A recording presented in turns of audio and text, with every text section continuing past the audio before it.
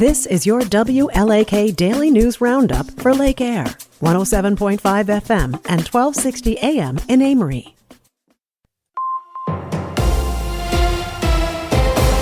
Civic Media News. I'm Terry Bell. Here's what Wisconsin needs to know. Wisconsin voters are approving 2 new amendments to the state constitution after yesterday's primary. The first amendment will ban private grants to help local offices run their elections. The second will limit who should be allowed to serve as a poll worker. That means clerks can no longer ask for, accept, or use private money, and only election officials designated by law can work the polls. Donald Trump is the winner of the Republican presidential primary in Wisconsin. He also campaigned in Green Bay yesterday. A vote for Trump is a vote to save Wisconsin, and it's a vote to save your country. This country is finished if we don't win this election. President Biden won the Democratic primary. He campaigns in Madison on Monday. President Biden may be in trouble. More than 47,000 Wisconsin Democrats voted uninstructed in yesterday's primary. Anthony Chergosky teaches political science at UW-La Crosse. He tells Wisconsin Eye that critics of Biden's Gaza policy are sending a clear message. Biden cannot take their support for granted. They might have enough numbers where if they sit out the 2024 general election, it could cost Biden the election in Wisconsin. Wisconsin is one of a handful of states expected to decide the election.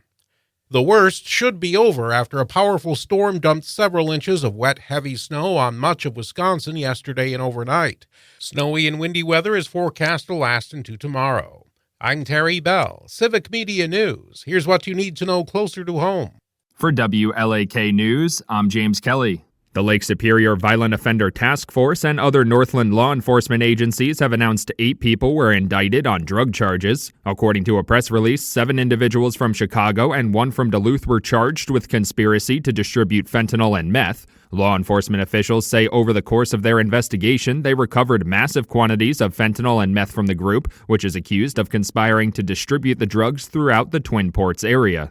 Staff at a youth support service in Duluth walked out on the job last week over conflicts with the new owners. According to a Northern News Now report, Neighborhood Youth Services has been providing neighborhood kids with meals and services for nearly 30 years before the nonprofit that ran the service went bankrupt. The service was then absorbed by the Family Freedom Center in 2022. NYS employees accused the new owners of trying to run the service as a business and called for the center to release control of NYS.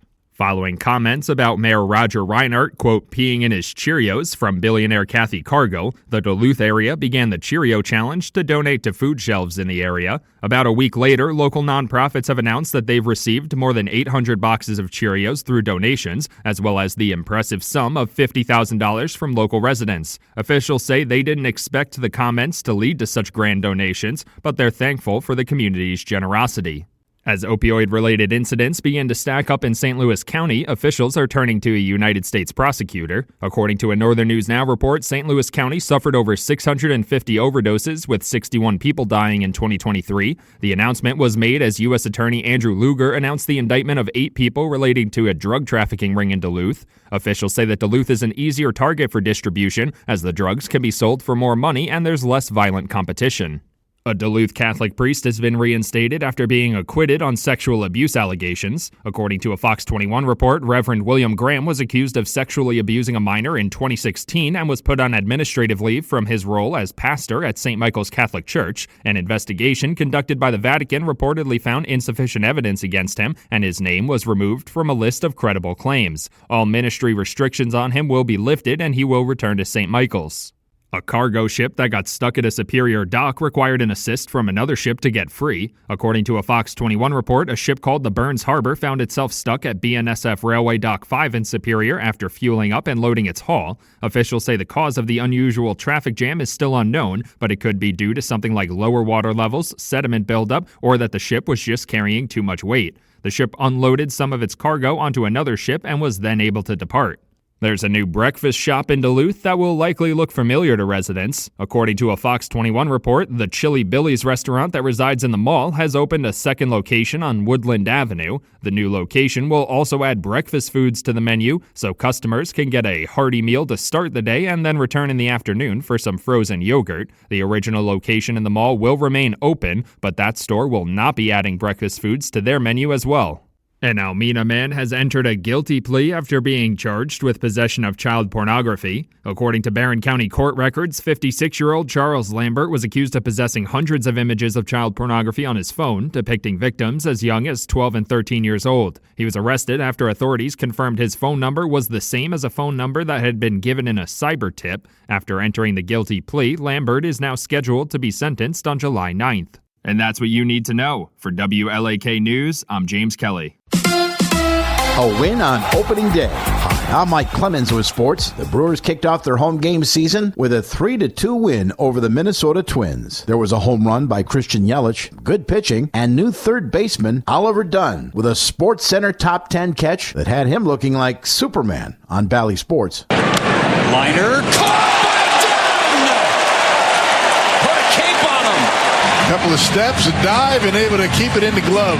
Big defense. Oliver Dunn after the game. We were playing down the line, and I knew that more than likely the ball was going to be at me or that way. So I think I was anticipating a little bit being that way because we were guarding the double. But it was one of those ones you just hope to react the right way when the play happens. NBA, the Bucks lose another road game, this time to the Wizards, 117-113. I don't know.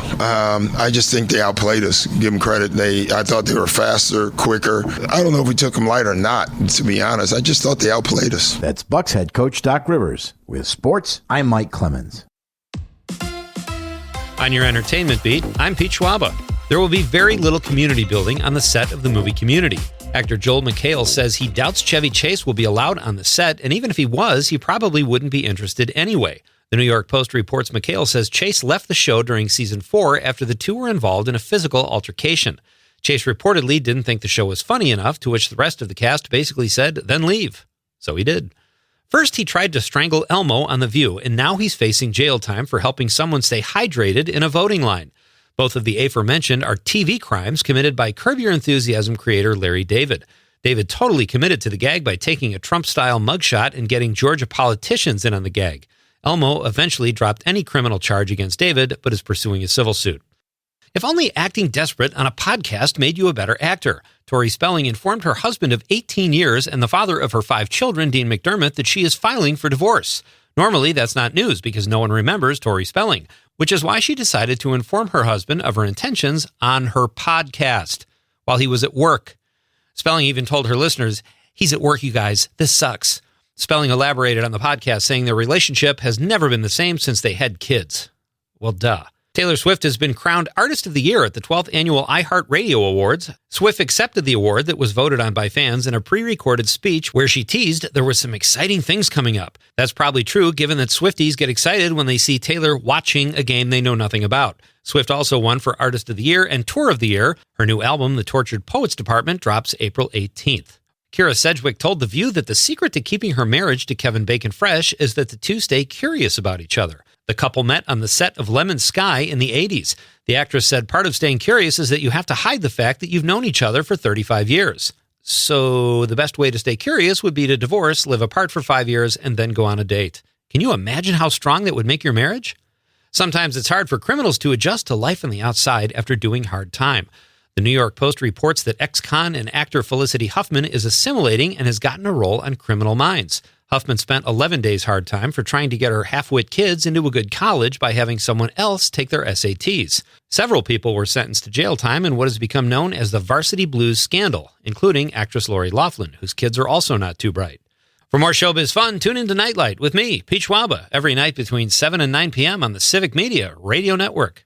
Cloudy and very windy today with scattered off and on light snow showers likely. Our high 38 with wind north gusting to between 40 and 45 here today. More light snow showers tonight, low of 31. Tomorrow, not as windy, mostly cloudy, 45. We'll get back to 50 by Friday. I'm meteorologist Sean Cable. Right now, it's 34.